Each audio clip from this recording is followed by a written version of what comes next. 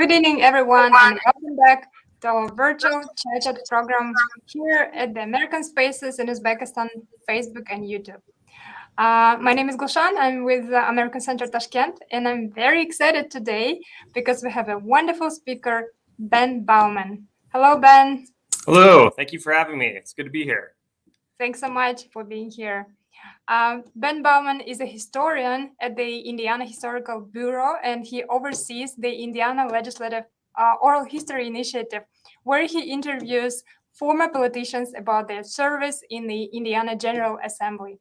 Mr. Baumann lives in Indianapolis, Indiana, and in his spare time, he hosts a history podcast called Roots of Reality.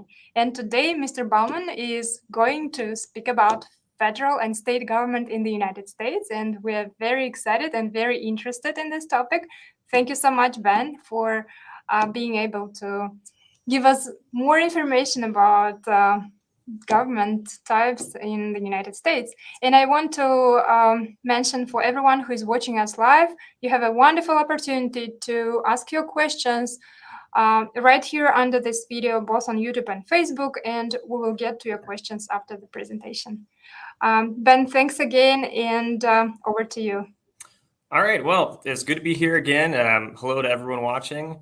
And I guess we'll just get started. So, my presentation's about federal and state government in the United States. It's a topic that is not only probably a little confusing for foreigners, but also it's something that's often confusing for Americans as well. Government's very complex, so I thought this might help open it up a little bit and make it a little bit easier to understand for everyone. Next slide. All right, so first off, I just want to give a little bit about me and where I live. So I live in Indianapolis, Indiana. It's a city of about 1 million people, but it's really about 800,000. You can see it there on the top right. It's a city with a skyline, and there's the state capitol building right there. I work right next to that building, and that's where all the politicians are and the people who work in government for the state. I actually work in the Indiana State Library, which is right next door to it. So every day when I come to work, I see this building. Indianapolis, I should say, is known as the crossroad of America because it sort of serves as a bridge between the East Coast and the Midwestern part of the United States, so the central United States. And there's been historically lots of trade and traffic that goes through there. So not quite like the Silk Road in Uzbekistan, which is more globally famous, but this is known as a major trade route in the United States. Indianapolis is also famous for the Children's Museum, which is the largest children's museum in the world. It hosts various sporting events from university sports teams, which are very popular in the United States, but also professional sports teams. There's a professional American football team, a professional basketball team. There's also some professional soccer teams or football teams, as it's called in most of the world. And there's also a professional hockey team here as well. But perhaps the most famous sport in Indiana is actually IndyCar, which is a type of car racing similar to Grand Prix racing. And this is a very popular event that hosts an event called the Indianapolis 500. And picture below is just an example of an Indy car in Indianapolis. And it's one of the largest attended sporting events in the world, where you get hundreds of thousands of people packed into a big stadium that go and watch car racers from all over the world, and a really kind of interesting spectacle. So next slide. So Uzbekistan is not exactly a new place for me, which is kind of why I'm here in the first place. I actually spent a fair amount of time in Uzbekistan. I was in Uzbekistan in 2016, and I was doing research actually for my university at the time, where I was working on a project on the Alexander the Great's military campaigns in what is modern day Uzbekistan. And so I was going to various historical sites and museums and trying to learn as much as I could about Alexander the Great and what he did in Uzbekistan. Additionally, I have traveled around Uzbekistan a fair amount, so I've been to places not only like Tashkent, but also Khiva, Shahrisabz, Bukhara. Um, I've been around a fair amount of places, and I must say it's a really interesting country. There's a ton of history, so everyone who lives in Uzbekistan is very lucky. There's way more ancient history than there is in the United States, and some of the most incredible architecture in the world, which has started to actually become notable for Americans. I've noticed there's a lot more sort of travel agencies talking about Uzbekistan now. And so more and more people are becoming familiar with Uzbekistan. It's pretty interesting. I imagine that tourism will continue to increase over time there. Next slide. So a little bit more about Indiana as an entire state. Indiana was founded in 1816. That's when it officially became a state in the United States. You can see on the map there, if I had it circled before, but it looks like it's not showing up. If you look directly down from the KFC symbol, there's Michigan and Indiana. And Indiana borders Ohio, Illinois, and Kentucky. The closest big city Indiana is actually the city of Chicago, which is probably one of the cities that people are more familiar with. It's about 2.5 hours from Chicago, but it's only about 11 hours from New York City by car. So it kind of has this crossroad feel, as you can see on the map, if you can identify it. Let's see. Indiana also has some famous historical figures. For example, Abraham Lincoln, the famous American president during the American Civil War, had lived in Indiana for a while. It's pictured there below in the far left corner. And also, this is kind of an interesting connection to Uzbekistan that I came across recently. But the founder of Kentucky Fried Chicken, also known as KFC, named Colonel Sanders, he was actually born in Indiana. So he is what people in Indiana call a Hoosier, which is a nickname for people from Indiana. And his picture is there on the top corner there. And I've heard that Uzbekistan, I guess in 2018, fairly recently, has opened up a few KFC restaurants. And I guess there could be more popping up soon. So kind of an interesting Indiana-Uzbekistan connection. Next slide. So another connection that Indiana has to Uzbekistan is actually Indiana University, which is one of the big state universities in the state of Indiana. And Indiana University actually teaches the Uzbek language to American university students.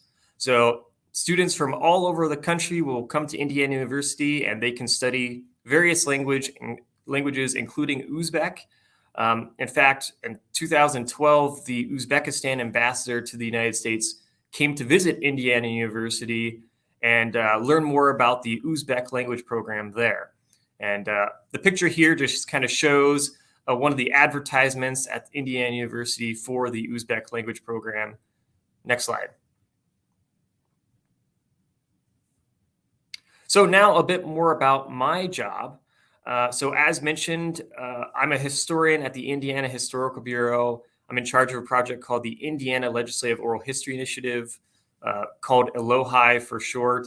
And my job is to conduct the oral history of the Indiana General Assembly. So I interview former politicians from Indiana about their experiences and talk to them about, what laws they worked on trying to create, what were some of the political debates happening at the time, how they got involved in politics, and their reflections about what it was like being a politician in that particular era in American history, in Indiana history.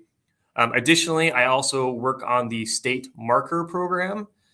And so I'm on the board at the Indiana Historical Bureau that looks at various applications to create basically what's like little monuments to different historical events or historical people that lived in or events that happened in the state of Indiana.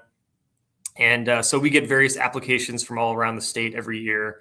And we decide which topics are good enough to have little memorials made for them. Additionally, I also write actively for the Indiana Historical Bureau blog. I write a lot about different topics connected to my interviews, and sort of the political history of Indiana and how government works, which kind of fits in with this topic I'm talking about today. Pictured here is actually the website for my project, alohi.ihb.in.gov. Here I have various interviews that have been made public for anyone to go listen to online. So if anyone's interested in getting in-depth knowledge about Indiana political history, they're welcome to check that website out and learn more. Next slide. So now getting to talk about government a little bit, I thought it'd be interesting to talk a little bit about the history of government first, so sort of see where we came from originally. So one of the first governments that actually ever existed in human societies goes back thousands of years ago to the ancient Sumerians who lived in what is the modern Middle East.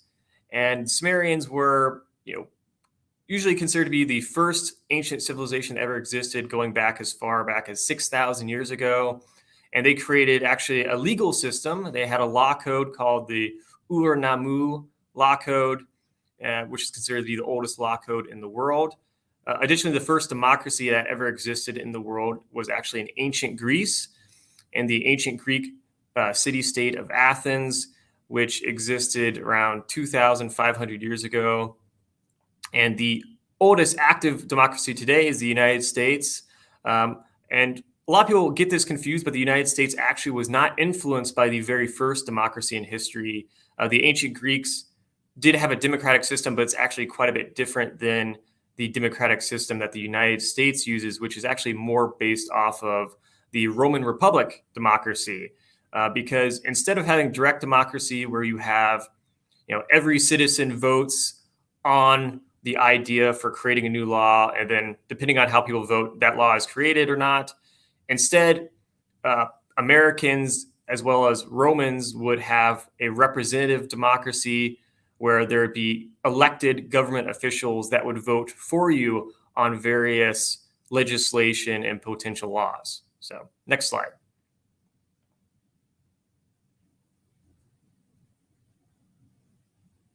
And pictured here, yeah, okay, there we go. And so now we're talking about laws, comparing and contrasting federal and state government.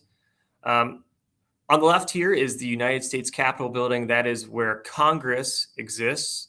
And then on the right is the Indiana State Capitol building, which hosts what's called the Indiana General Assembly, which is basically the Indiana version of Congress. And so when you're looking at these two types of governments, there's actually a big difference between the two, because Congress, representing the federal government, makes laws for the entire country, while the Indiana General Assembly in the Indiana state government makes laws just for the state of Indiana.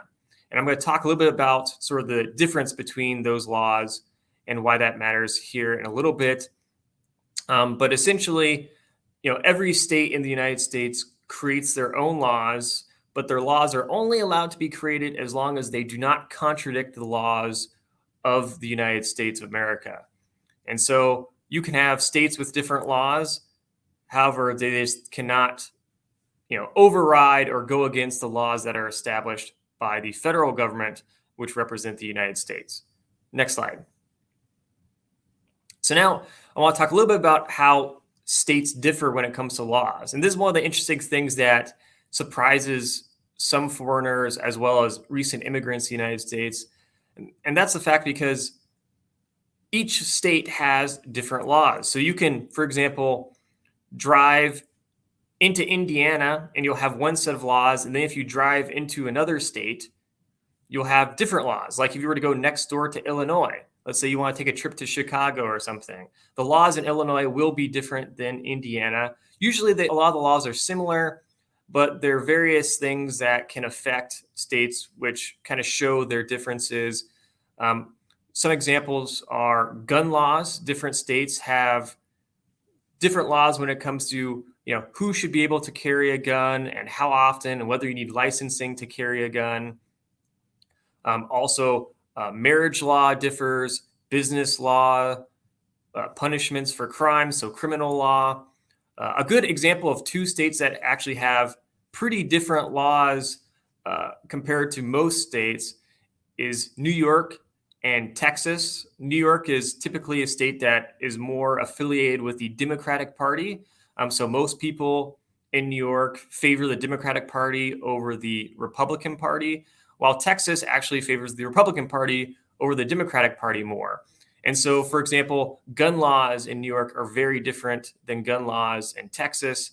Texas is much more interested in allowing people to have guns, while New York is more restrictive. And pictured here is obviously the famous iconic symbol of New York and New York City. That's the Statue of Liberty. And on the right is a shape of the state of Texas with the Texas flag over it. Next slide. So not only do the laws differ in each state across the country, but also the culture is different in each state. For example, in Indiana, there's a particular culture. There's lots of different aspects to it and different traditions than other states across the country. So, California has a different culture than Indiana. Texas has a different culture. Minnesota has a different culture. New York has a different culture. Also, accents vary across the country depending on where you are. People from Indiana will speak a little bit differently than people from New York or California or Texas. All of them have different accents, and it's not uncommon for Americans from different states to even kind of make fun a little bit of different people from different states because of their accents and they sound different.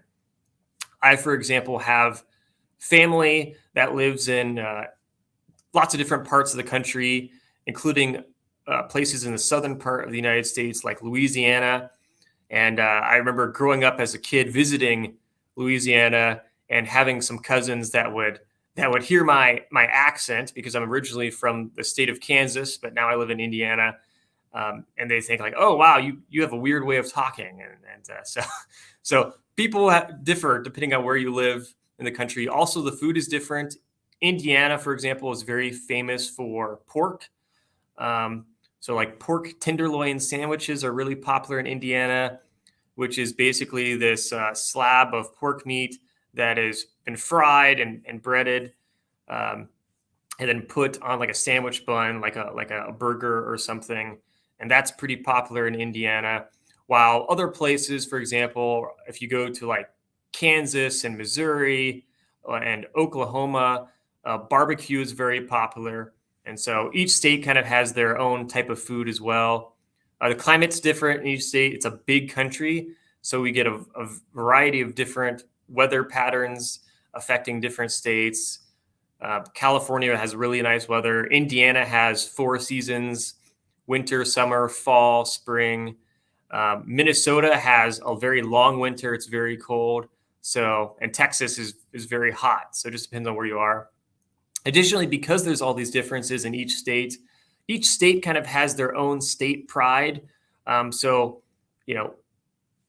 Regardless of where you travel in America, whenever you enter a new state, there will be a big sign that says, oh, welcome to Indiana, or welcome to Texas, or welcome to California. There is a national patriotism across the United States, there's also this sort of state patriotism as well, where people are proud to be from a particular state. Next slide. So now I'm going to talk a bit about the structure of government, starting off with the structure of federal government. There are 3 branches to government.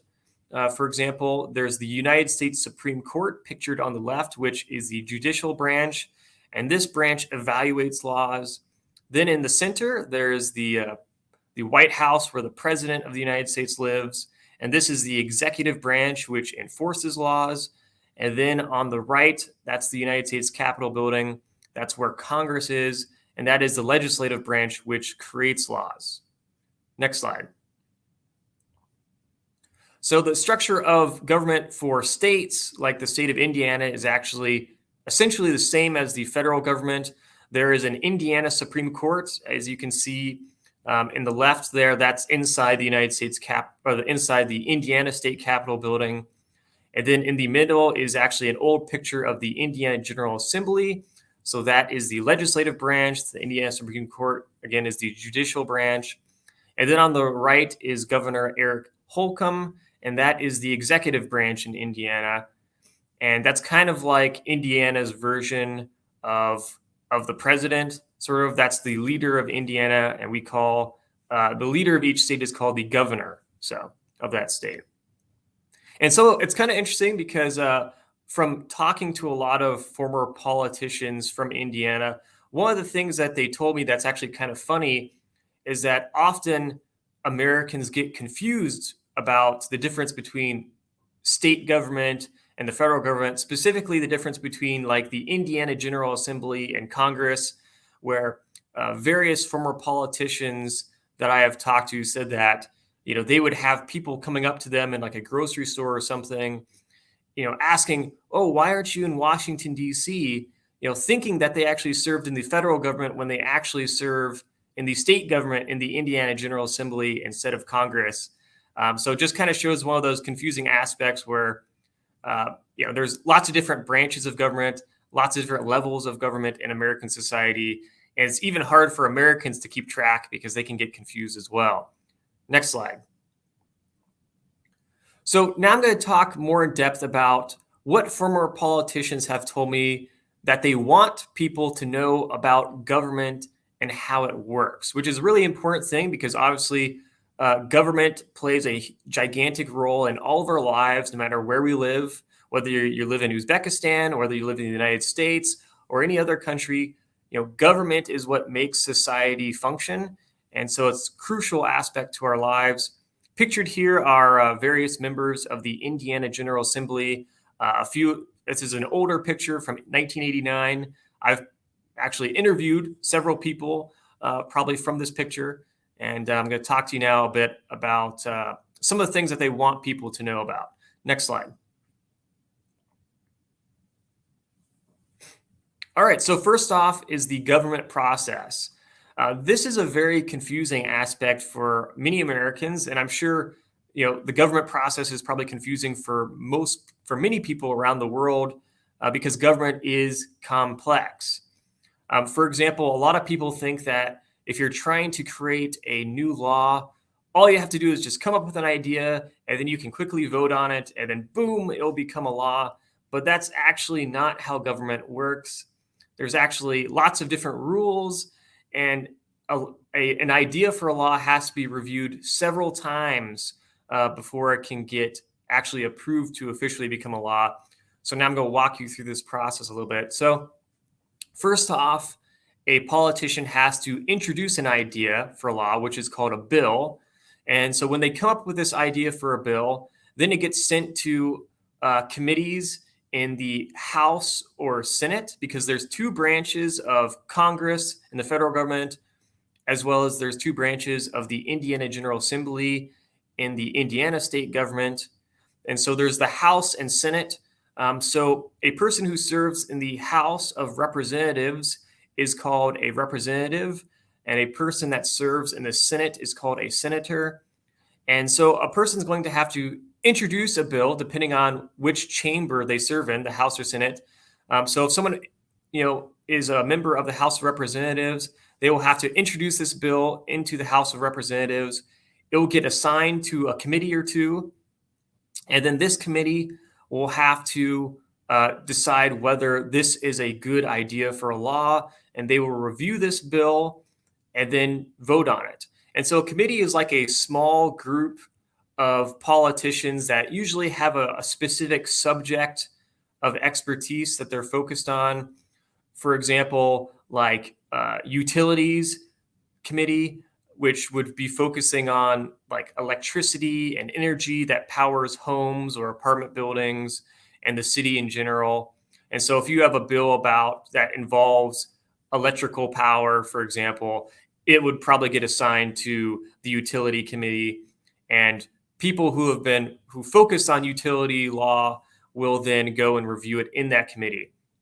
And once it is approved by that committee, if it is approved by that committee, then it will go to the House floor. So then all members of the House of Representatives will get a chance to vote on this bill and determine whether they think it should become a law as well. And if they vote to approve it, then it has to go through the entire process all over again, but it has to go through the Senate.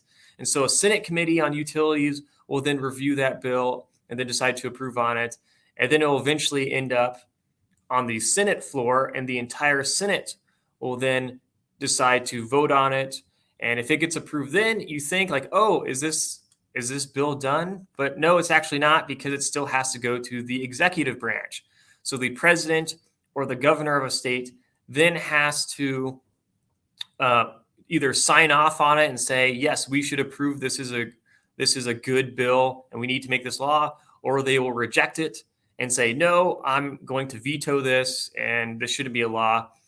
If a president or a governor decides to veto a law, they can be overruled, but you need a certain percentage of people in the House and Senate to vote against the governor's wishes for there to be an override of the governor. So the governor or a president, they don't always get what they want.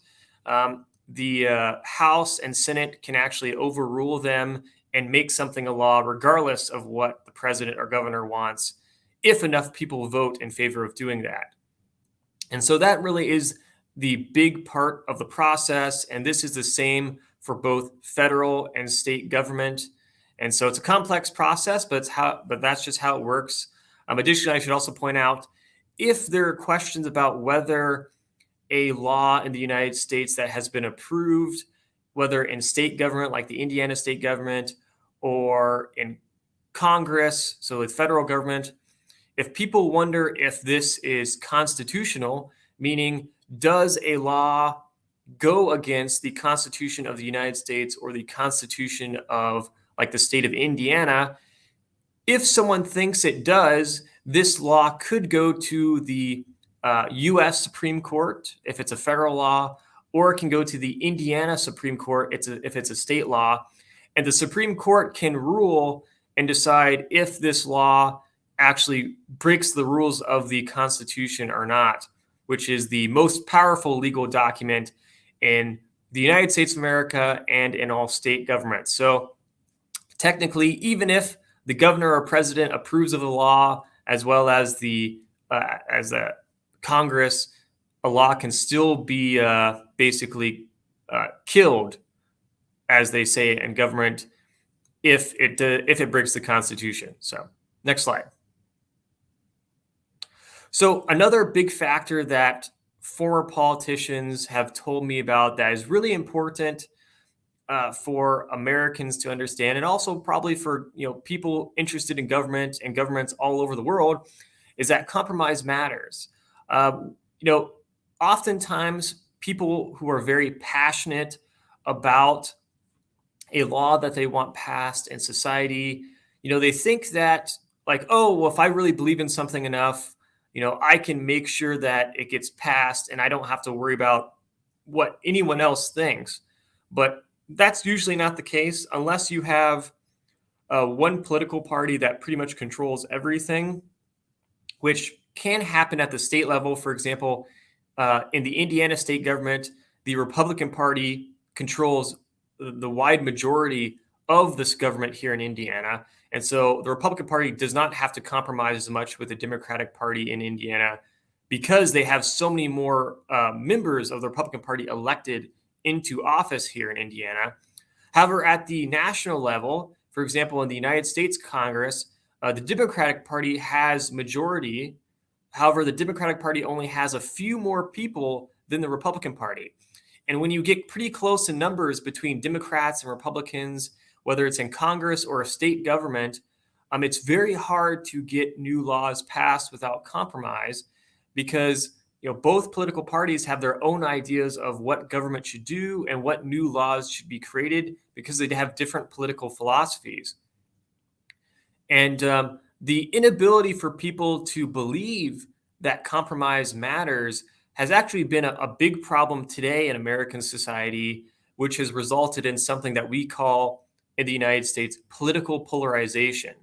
If there's any takeaway you're going to have about United States politics today, polarization is probably one of the key terms to know, because it is a big problem in American society right now, where you have a Democratic Party and a Republican Party that disagree on many, many things. And so it's very politically polarized. And a lot of people don't agree with each other on how the government should function. And as a result, right now in American politics and politics really all over the country and in every state, Democrats and Republicans are having very, very big disagreements about how things should happen. In fact, I've heard many former politicians from the state of Indiana talk about how polarized things have become over time. When you talk to politicians that served in the 60s and 70s and 80s, they talk about how Democrats and Republicans would get along very well. They would be friends. It didn't matter if they were in different political parties. After working on creating new laws, they would go out to dinner together, and they would know each other's families. And now, when you talk to politicians that also served in the 90s and the 2000s and the 2010s, especially those who had served before those eras in earlier times like the 80s and 70s, we'll talk about how state government has become increasingly polarized, and now Republicans and Democrats, are not as friendly with each other. They don't have as much interest in working together on creating new laws. And so this political polarization is a really big problem, and it's happening all over the country. Next slide.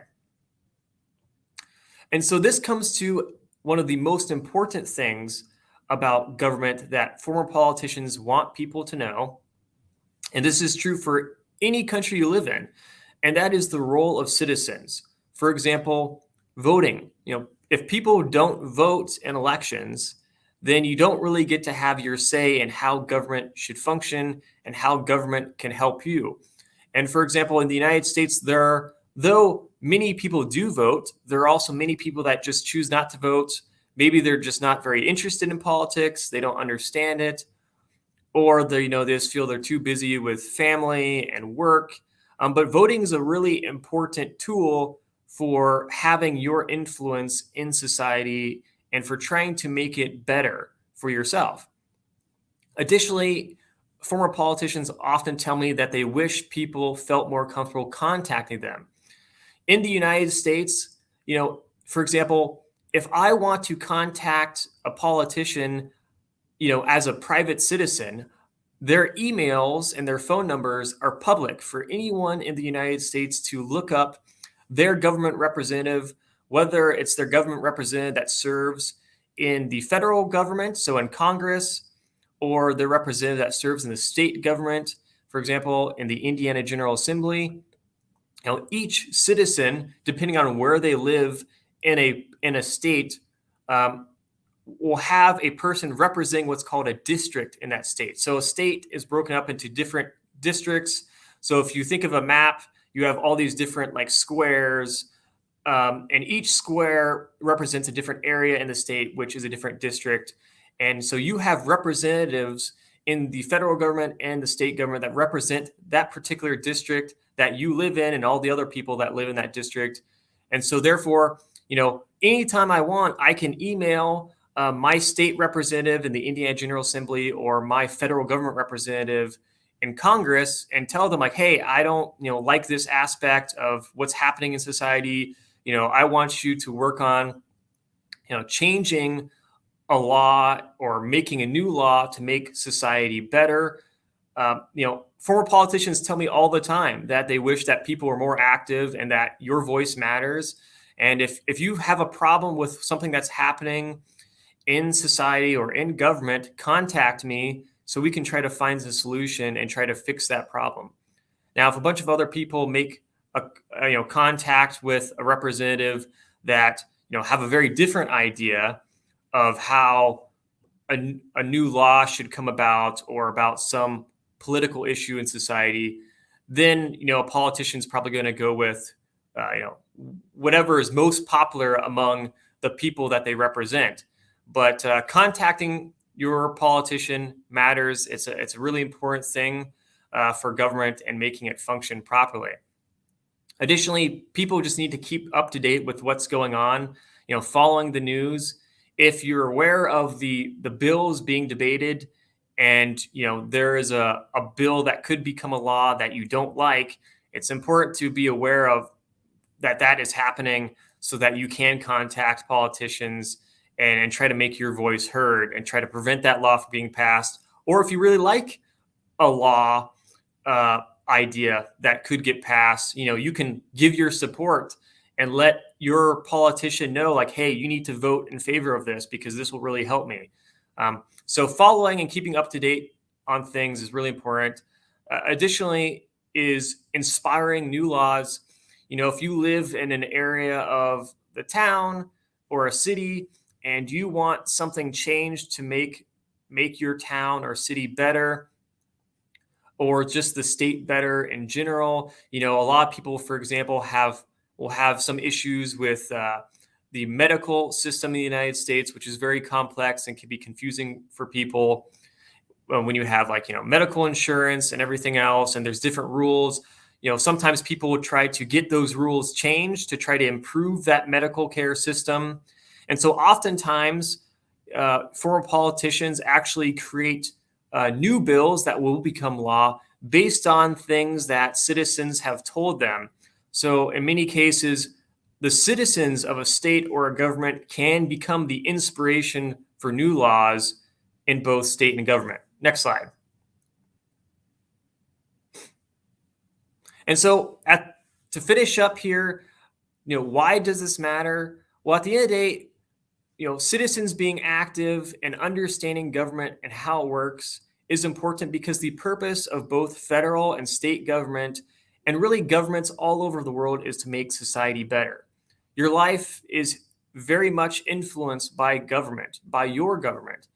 And, if you're not interested in your government, that's fine. However, don't expect government to necessarily always do the things that you want it to do if you're not involved, trying to be active, talking to government officials about your problems so that society can be made better. Because at the end of the day, you have to think of government as basically your employee. Think of government as, someone who works for you. You're the boss and they are your employee, and their goal is to serve you and make your life better.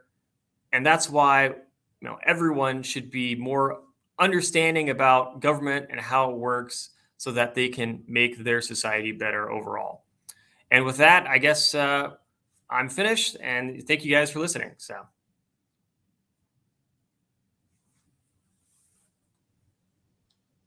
Thank you very much, Ben.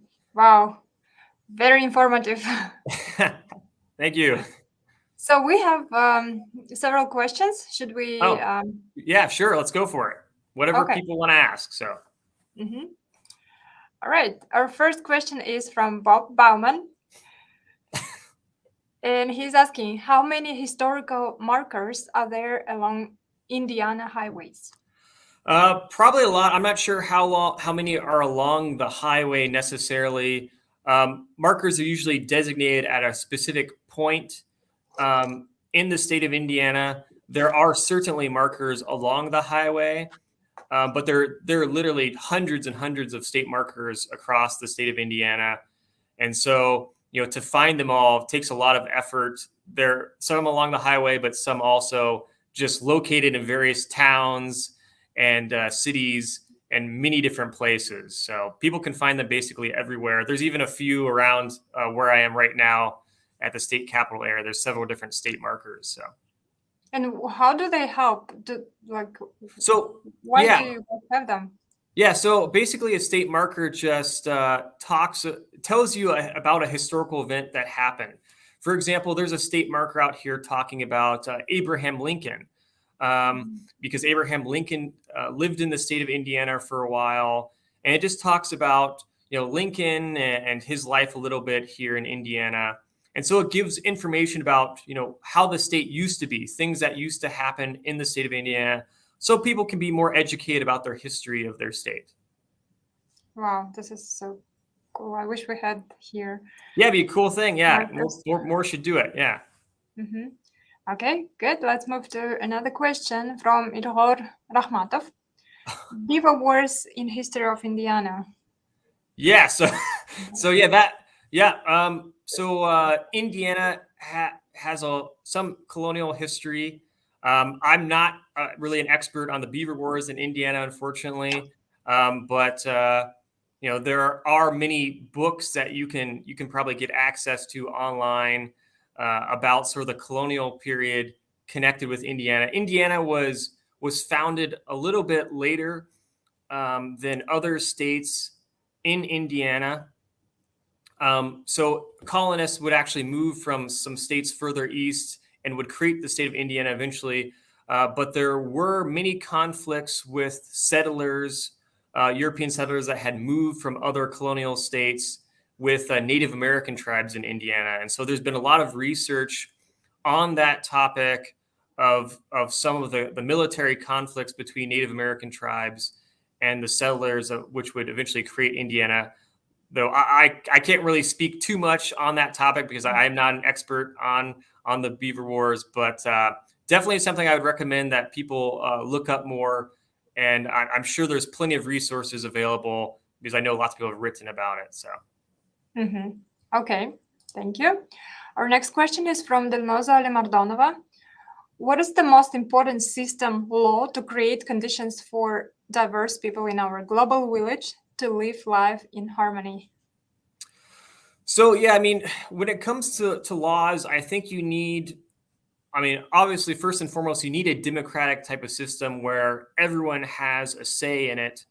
And countries or, globally, obviously, in terms of international law, it's more complicated because there's lots of politics involved. Different countries have very different views about how the world should be. So that's complex.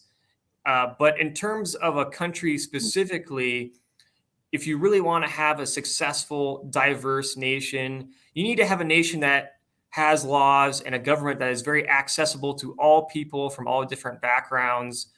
So regardless of religion and ethnicity, every single person should be able to have an influence and a vote and to be able to make an impact in their society to make it more inclusive and diverse for all people. Obviously, that's complex because there are people that, in every country that really won't believe in diversity as much. It's very common for people to have like religious nationalism or ethnic nationalism, which is a problem for diverse societies. So that's why it takes enough people that believe in, a democratic principle of embracing diversity and people from all different backgrounds. And that's really the key for building a society that is, basically you can live in harmony and have lots of different people. It's a lot of work, but it's something that is achievable. Throughout human history, there have been various human societies that have had inclusive societies all over the world. So. Thank you so much. Our next question is coming from Gulshota Tahirova. Oh, sorry, it's not a question, it's just a comment. Yeah, well, thank you. I didn't know appreciate it. Yeah. Okay, Daniya Hasanova is asking, how about U.S. territories? Are they administered by the federal government? So U.S. territories, the federal government is still in charge of every territory.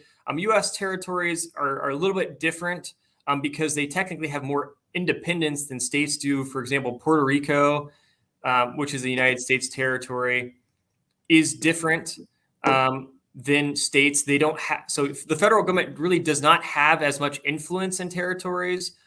However, the federal government is still in charge of the entire country, regardless of states and territories. So a little bit different there. Territories have a little more independence, but the federal government still plays a role in those territories. Thank you. Ruthie Baumann Vega. Hello, brother. Can I get a private learning session? Yeah, sure. Yeah, we'll see. I'll talk to I know that person. So yeah.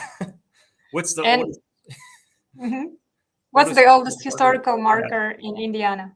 I honestly don't know. There's a lot of old ones since the Indiana Historical Bureau has existed since the early 1900s. But I don't know the oldest historical marker though I know there are actually some old historical markers that we're actually changing and improving on because as we start to learn more about history in the state of Indiana and how it works, we start to learn that some of the older markers are not as accurate as they should be. And so we are taking some markers and removing them and improving them and updating them. So it's kind of an ongoing learning process to portray history as accurate as possible as more research comes out. Thank you. Lolo Zakova is asking, what happens if the law was approved by the president but was not approved by the government? Yeah, so I mean, basically laws are created in Congress. So the House of Representatives and the Senate will create laws. And so the president actually cannot create any laws by themselves. So it doesn't matter what they want to do. If the president of the United States says, oh, I want to create this new law today, let's do it and let me sign it, he can't actually do that. If he has an idea for a law, he has to contact a member of Congress, and then they will have to actually create the law and introduce the law into Congress, which will then have to approve it. So the president can sign off on a law and approve of a law created by Congress or reject a law created by Congress, but the president cannot create a law himself. Okay, thank you very much. Which of the 3 U.S. federal government branches is the most powerful and why? Yeah, so I would actually say each branch of the government is equally powerful, and it's designed like that on purpose because the whole goal of the United States government system was to prevent one branch of government from being able to control society completely by themselves. So there are 3 branches because they're supposed to do something called have checks and balances, where basically, the president can't have all the authority to do whatever they want to do. Instead, they have to get approval from Congress, and also the United States Supreme Court plays a role on determining whether laws are constitutional or not.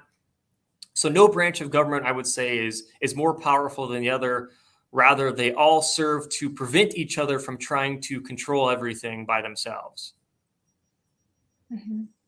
Thank you. One more question from Ruthie Baumann Vega. How many historical markers are in Indianapolis? I would say there's a lot. I'm not in charge of the marker program, so I couldn't tell you exactly how many there are. I do serve on the board, so I'm aware of that there are various markers being approved every year. But there's, especially in Indianapolis, the bigger the city is, the more historical markers are. And so I would say Indianapolis probably has more than other parts of Indiana, but I couldn't give you a specific number on how many there are. There are actually, though, if people are really interested in how many markers there are in each part of Indiana, there actually is a list online on the Indiana government website, and the Indiana Historical Bureau has a list where you can sort of count how many markers there are in each part of the state. So, Thank you.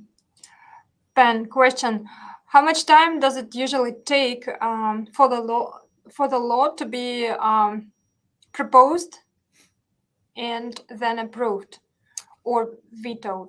Yeah, I mean, it can take a long time.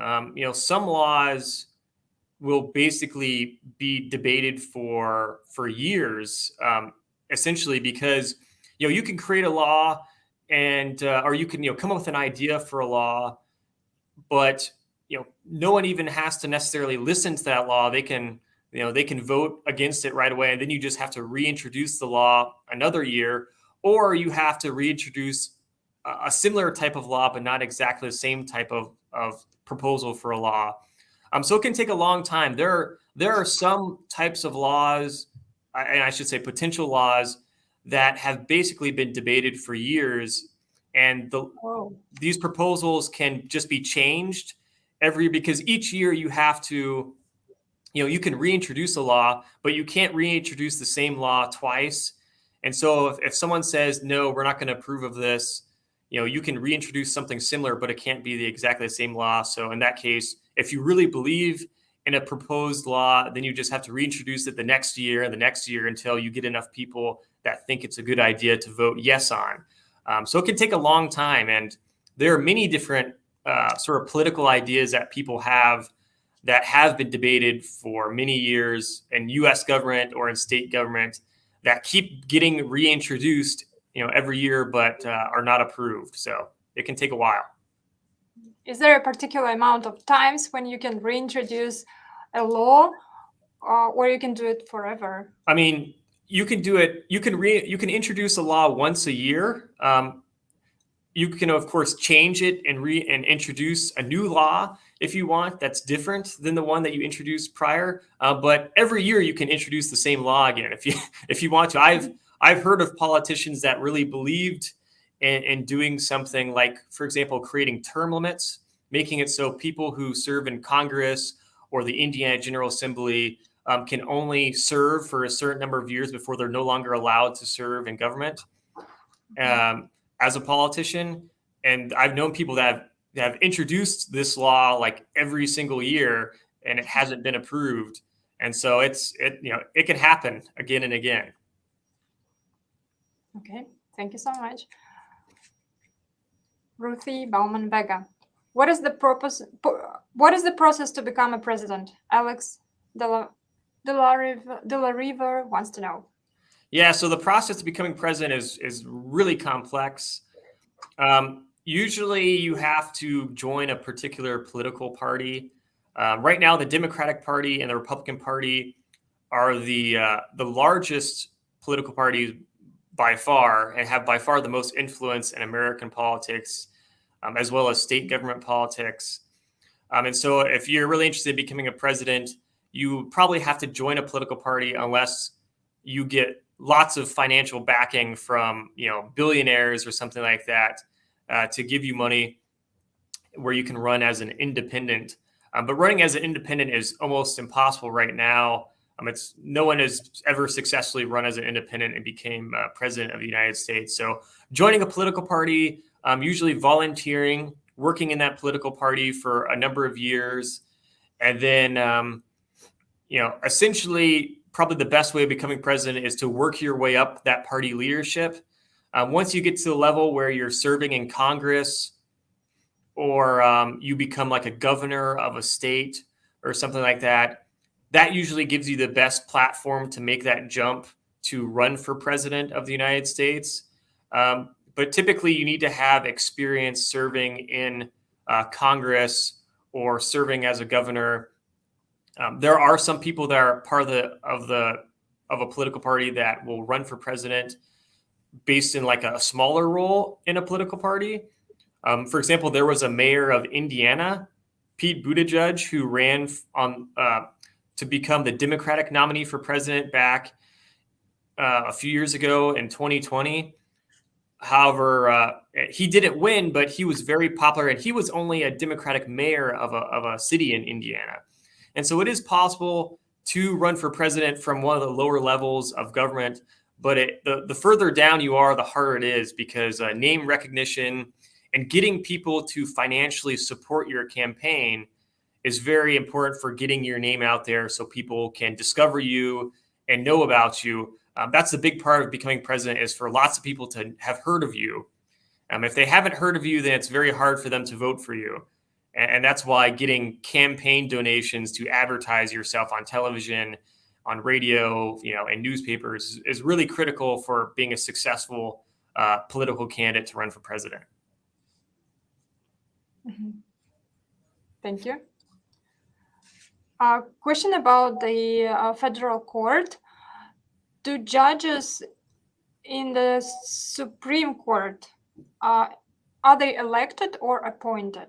So they are appointed. They're appointed officials, and usually the president will decide if on a judge. So basically, if there's an opening, there's only a certain number of judges that you can have.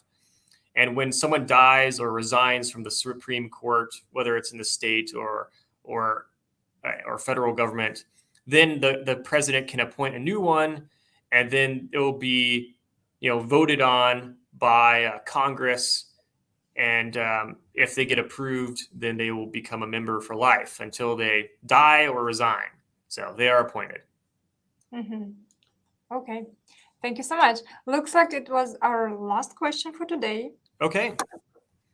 Ben, this was amazing. A lot of information, and I think a lot of people will be coming back to this Sure. presentation for Yeah. knowledge. Well, happy to help. It's a topic that I think more people should probably know about. It's very good, no matter where you live. It's an important topic. So happy to help any way I can, and thank you for having me today. It's been a lot of fun. So Thanks so much, Ben. Thanks everyone for great questions, and we'll see you next Friday. Have a good weekend. Bye bye. bye bye. And you have a good Friday. Thank you. You too. Bye.